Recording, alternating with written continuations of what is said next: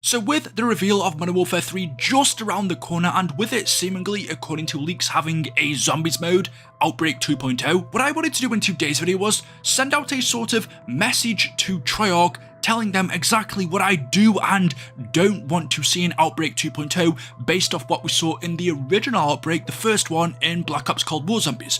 What I liked in the original, what I didn't like, and just give my thoughts and my opinions on how I believe Outbreak 2 can be the best zombies mode it can be. Okay, it's not round-based zombies, which is my ideal zombies style. It's more fast-paced than what Outbreak was. The maps are smaller, it's more storyline and Easter egg orientated, whereas Outbreak was more an open world zombies experience, but it did also still integrate into the story and have its own Easter eggs and boss fights. But there were a few things in Black Ops Cold War Zombies Outbreak that kind of put me off, so I think if Sledgehammer could fix these, whether they do or don't see this video, by now it might be too late anyway because I'm assuming it's well into its development cycle if the game's releasing later on this year. But there are a few changes that I think Sledgehammer could make because remember, it's them making Modern Warfare 3, so we can only assume they've made the zombies mode for it as well. Not Treyarch, they're currently working on their own title for 2024. Infinity Ward are busy working on Modern Warfare 2, the DLC for that game, and I'm assuming their next one as well. It hasn't been confirmed, but it would make sense that it's Sledgehammer that's making Outbreak 2.0. Maybe they'll get help from Treyarch, we don't know. But considering it won't have round-based zombies and just Outbreak, there are a few changes that I would make to the mode to make sure the player base is completely happy with it. Because at the end of the day, there's no point in making a zombies mode if it's bad and no one's going to play it. Otherwise we just end up with Vanguard Zombies. So if we are going to get Outbreak 2.0, let's at least make sure that it is good and worth it. But just before we continue on with today's video guys, it is sponsored by FlexiSpot.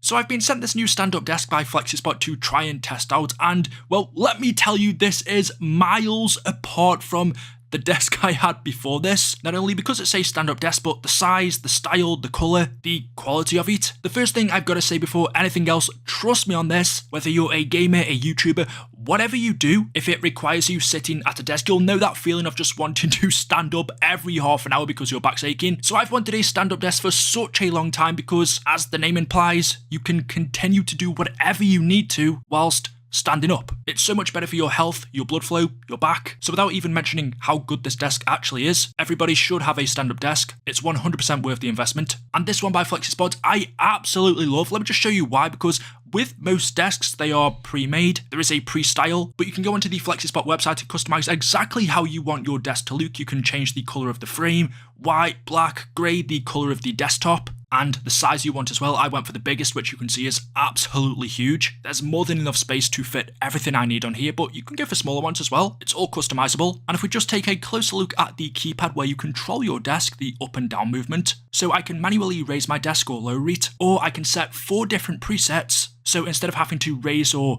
lower the desk manually every time, I can just choose a preset for standing and a preset for sitting, press that button, and it will automatically go to that level that I set it. It's super easy to set up and use. Let me just do some work sitting down. Actually I need to stand up. Back's kind of hurting. Oh, just press the stand up button. Up we go. Little bit of work. Oh, you know what? This is hurting my back. I think we need to go down a little bit. No, you know what? Let's just sit down. Press that button. Down we go. You know what? I think I like this. It's super quiet, super fast at raising or lowering its level. It includes an anti-collision system under the desk cable management. Yeah, I can't say any more other than definitely check this out for yourself. Customize yourself one on their website. Make your own to your style. And they do have a summer sale going on right now with up to 32% off. So I honestly do recommend investing in a stand-up desk because it is an investment for your health as well. Trust me, sitting down all day isn't good. And if you're going to get a stand-up desk, you want one that looks good and is one of the best in the game. And for me, this is it. So links are down in the description. Check it out for yourself, and thank you to FlexiSpot for sponsoring today's video. So I think if I could pinpoint one problem as to why I didn't like the original Outbreak was because it was just too slow. And I don't think it was quite what people expected when we first heard from the leaks and rumours and even the description that we had from Treyarch before it released about what Outbreak would be compared to what we get. We all thought it was going to be an open world zombies, but it really wasn't. An open world zombies would be one map, but Outbreak was multiple. We've been asking for an open world zombies for such a long time. Years and years, we thought Outbreak was going to be it. it wasn't. So the first thing I would say, although I don't think it's going to happen because it might go against the principles of what Outbreak is, maybe Outbreak isn't supposed to be an open world zombies, but I think it should have been, is I would just have one giant map. And to be honest, we all know they're going to do this anyway. They're going to take the Battle Royale map from Modern Warfare 3 and turn it into multiple Outbreak maps, just like they did with Outbreak 1. I guess that's what we're calling it now. Treyarch took the Fireteam maps and just converted them into Outbreak maps. They didn't really make any changes, and I guess that's why we're having Outbreak this year and not round-based zombies, because Outbreak is a hell of a lot easier to do than what round-based is. Usually round-based zombies maps are specifically made for zombies. They take a lot of time, whereas Outbreak maps are a lot easier because essentially they are multiplayer maps, or they're Battle Royale or Warzone maps. So I'm assuming that's the only reason we're getting Outbreak this year, because it's easy to do. It's easy for Sledgehammer to make, considering more than likely they're just going to take this year's Warzone map, split it into sections, and give us them as Outbreak maps. And unfortunately, I think that was one of the major issues with Outbreak. The maps weren't specifically designed for zombies. They still felt like multiplayer maps, which means a lot of the time it felt like you were running around aimlessly with no real purpose, with nothing to do. There was a massive distance between objectives, a lot of empty space, a lot of times where you'd be running around looking for zombies, or you just have 2 or 3 spawning every other minute, which then led to it being slow, which also led to a load of other problems. And it all roots back to the fact that Outbreak maps are multiplayer maps, and unless they specifically design ones for zombies, which they're not going to do because that defeats the whole purpose of why we're having zombies this year, I guess, because then it would take time and a lot more effort. I think we're still going to have that problem of Outbreak not 100% feeling like a Call of Duty Zombies mode, with it still feeling like a multiplayer mode or multiplayer maps with zombies in it. If you think of some of the best zombies maps, Der Eisendrache, Shadows of Evil, Mob of the Dead, the atmosphere that they have, the unique colour palettes, the music, it's just not possible to achieve that if you're not making maps designed for zombies. So that's a problem I don't think is something they can fix unless they make big changes, which they're not going to do. But there were other things they can do. First off, I think Outbreak needs quite a few more Easter eggs, just how we have in round-based. That one's possible. That also ties into the storyline. Outbreak 1 did have a storyline. I don't think it was any weaker than the story that we experienced in round-based. The only big difference being, I would say, was the boss fights and the cutscenes. I would love some intro and proper outro cutscenes that tell the storyline in Outbreak. Another big thing that I've been asking for ever since this change was made in Cold War was a set cast of characters. We used to have characters such as the Primus cast, Richtof and Takeo Nikolai and Dempsey, or the Ultimus version, the Mob of the Dead crew, the Shadows of Evil characters, the Call of the Dead characters. We've had some great casts of characters over the years.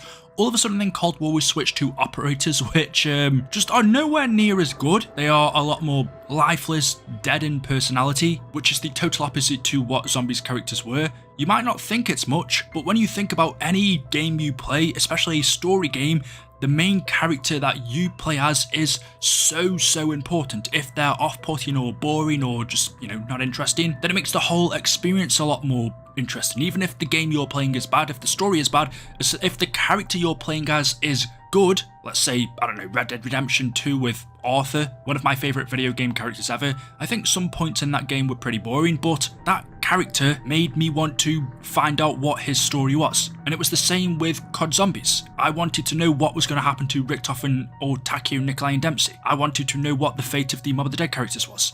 With operators, I don't care about them. I don't care if they die in zombies. I have no emotional attachment to them. It's a huge difference. So I'd love a set cast of characters back, although with it just being Outbreak this year, to be honest, I can't see it. I could just see us getting operators. And some smaller changes that I think we need is, one, more objectives. After you'd played Outbreak a few times, it felt like you were just doing the same objective over and over again, which is the whole point of zombies, to be honest. You're just killing zombies and going up in rounds. It's a repetitive mode, doing the same objective over and over again instead of improving in rounds. There weren't enough in the first version to make it feel fresh, so if that same thing is going to return, we need a lot more objectives. And that's it. For me, the major flaw with Outbreak is just, it didn't feel like COD Zombies. It felt like multiplayer with zombies integrated into it, which was okay for what it was, because you could go ahead and play round-based, but this year you can't, so I don't see the point in adding zombies into Modern Warfare 3 if it's going to be bad, because then no one's got anything else to play,